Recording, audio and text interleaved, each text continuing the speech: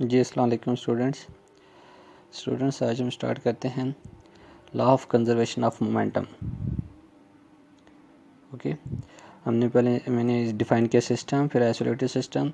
अब इसी के साथ है जी state and law of conservation of momentum. अब पहले तो इसकी अब डेफिनेशन देखें। अच्छा, ये ओनली एप्लीकेबल है फॉर आइसोलेटेड सिस्टम।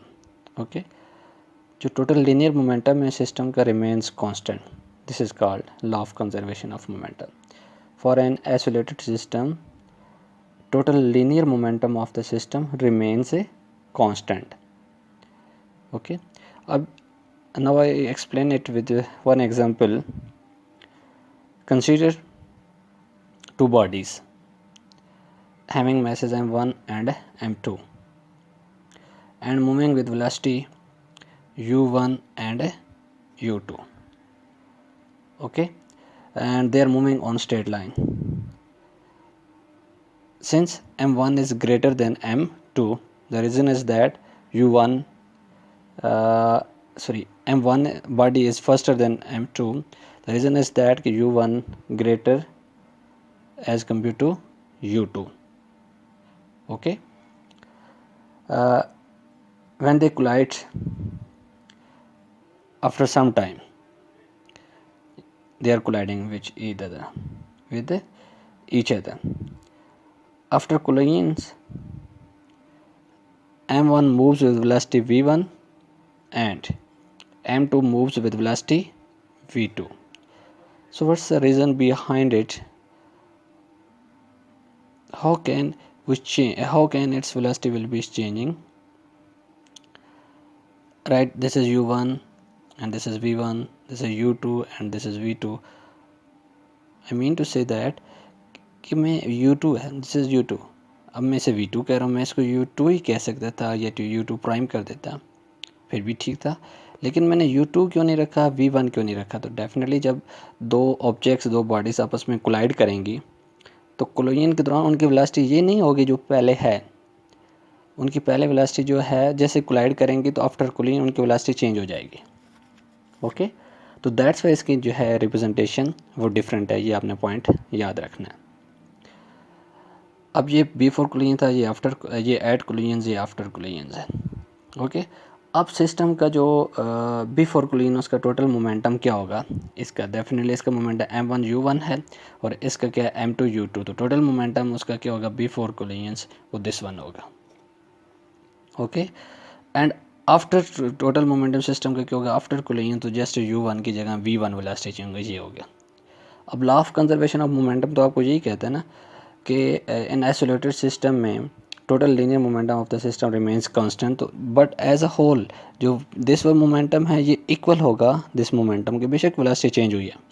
ठीक है, तो डेफिनेटली इसकी वेलोसिटी ये भारी बॉडी था तो इसकी वेलोसिटी इसमें कन्वर्ट होगी और उसकी कुछ वेलोसिटी जो है वो कम होगी जब उससे टकराएगी।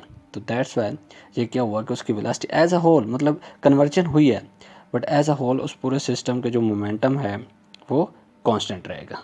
ओके, अब नेक्स्ट क्वेश्चन है जी, एग्जांपल देख लेते हैं इसी के लॉ ऑफ कंजर्वेशन मोमेंटम। कहता है do rockets and jet engines obey law of conservation of momentum? Definitely obey करते हैं बोथ। कैसे? बिकॉज अच्छा, वो दोनों जो है ना वो law of conservation of momentum पे वर्क करते हैं, rockets and jet engines. Because जब कोयल जो है फ्यूल जलता है इन मशीन्स के अंदर, ठीक है, तो जो हार्ड गैसेस होती हैं उसमें वो रश आउट हो जाती हैं, लेकिन वो बहुत ज़्यादा मोमेंटम के साथ बाहर रश आउट होती हैं। और ये जो मशीन्स हैं फिर इक्वल एंड अपोजिट मोमेंटम जो है वो गेन कर लेती हैं। तो ये जो मोमेंटम है इसको इनेबल्स करता है वेरी हाई वेलोसिटी से आगे मूव करने के लिए। ओके, तो ये इसका है, तो डेफिनेटली ये उसको क्या करते हैं, लॉ ऑफ कंजर्वेशन को ओबे करते हैं because they work on the law of conservation of momentum. In these machines, hot gases produced by burning of fuel rush out with large momentum. The machines gain an equal and opposite momentum, or this enables them to move with very high velocities. Okay, इसका answer आप इस तरह कर सकते हैं।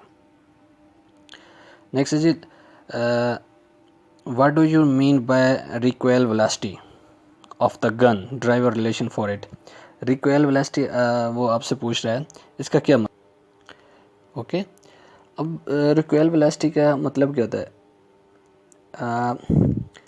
अच्छा, जब आप गन को मतलब जब गन को आप क्या करते हैं, फायर करते हैं। ओके, और बुलेट क्या होती है, उसमें से फायर होती है ना। तो when bullet is fire from the gun moves in backward direction. अब ऑब्जर्व करना है, जैसे कोई गन चलाता है तो वो गन क्या करती है, बुलेट तो उसमें से आगे चला जाता है, लेकिन गन क्या होती है, वो बैकवर्ड डायरेक्शन में मूव करती है। मीन्स कि वो मोमेंटम को कंजर्व कर रही है। ये जो बैकवर्ड वेलोसिटी होती है, मतलब वो वापस आएगा ना कोई वेलोसिटी उसकी, जो बैकवर्ड वेलोसिटी गन की, उसको आप कहते हैं recoil velocity of the gun. Okay, मैंने लिखा भी, आप इसमें उसकी वर्डिंग देख सकते हैं। This is called recoil velocity of the gun. अब इसकी मैं एग्जांपल लेता हूँ, मैं इसको मैथमेटिकली प्रूव करता हूँ। लेट एम कह दिया जी, मैस है किसका, बुलेट का, ठीक है, स्मॉल एम। और जो कैपिटल एम है, दिस इज़ कैपिटल एम, ये मैस है जी किसका, गन का, ठीक है। गन थोड़ी सी बड़ी होती है, दैट्स वाई उसका जो है कैपिटल एम में रिप्रेजेंट किया। अच्छा, फायर करने से पहले बिकॉज बोथ आर क्या हैं, रेस्ट पे हैं। जब रेस्ट पे हैं तो उनकी इनिशियल वेलोसिटी ज़ीरो है, तो मोमेंटम क्या होगा, डेफिनेटली वो भी ज़ीरो ही होगा, ठीक है। तो उनका मोमेंटम जो है बुलेट और गन का, बिफोर गन अभी फायर नहीं की तो वो ज़ीरो होगा।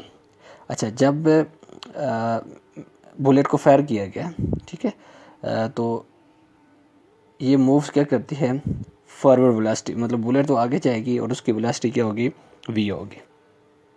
और गन क्या करेगा, वो रिक्वेल करेगा वापस, डेफिनेटली उस गन की वेलोसिटी होगी, उसको कैपिटल वी मैंने कह दिया। ओके, बैकवर्ड डायरेक्शन में। सो टोटल मोमेंटम क्या होगा बुलेट का और गन का। अब डेफिनेटली ये गन का होगा मोमेंटम और ये बुलेट का होगा, दोनों का सम किया, ठीक है। तो अब आफ्टर फायर ये अब टोटल मोमेंटम क्या होगा, before and after fire, and total momentum before fire, ठीक है। फायर से पहले और बाद में जो है, पहले क्या था, ज़ीरो था, ठीक है, रेस्ट पे थे। आफ्टर उनका क्या हो गया, ये वाला मोमेंटम था, दोनों को सम किया equal to according law of conservation momentum. तो यहाँ से मैंने ये वेलोसिटी निकाली, दिस वन, ठीक है। ये minus M V divided by upon capital M, this is called, ये उसका रिलेशन बन गया किसका, जो मैंने अभी कहा था, velocity of the recoil velocity of the gun. Okay, अब यहाँ पे ये नेगेटिव साइन क्या इंडिकेशन दे रहा है, नेगेटिव साइन ये शो कर रहा है कि जो वेलोसिटी गन की वो अपोजिट है to that of bullet, forward जाएगा और गन जो है वो बैकवर्ड आएगी। तो डेफिनेटली गन की वेलोसिटी तो अपोजिट डायरेक्शन में ना, बुलेट फॉरवर्ड है, बैक जो गन है वो बैकवर्ड है, तो ये नेगेटिव साइन ये इंडिकेशन दे रहा है। ओके स्टूडेंट्स, एग्जांपल मैंने आपको दे दी है 3.7, या it's your homework. Okay students, thank you.